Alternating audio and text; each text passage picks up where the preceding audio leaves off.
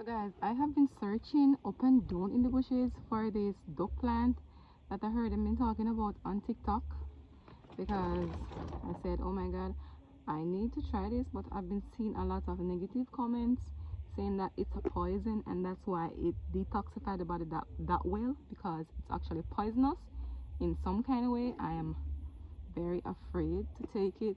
I finally found this in my shed in my backyard near to my ground, and they look so good. Some haven't even opened the pods as yet, but my sister and my mother they don't want me to try it either, because mommy said from ever since she heard that it's very poisonous. But I don't know what to say, guys. I don't know what to do. I want to try it on one hand, and on the other hand I don't want to try it. So let me know what you guys think. Bye bye.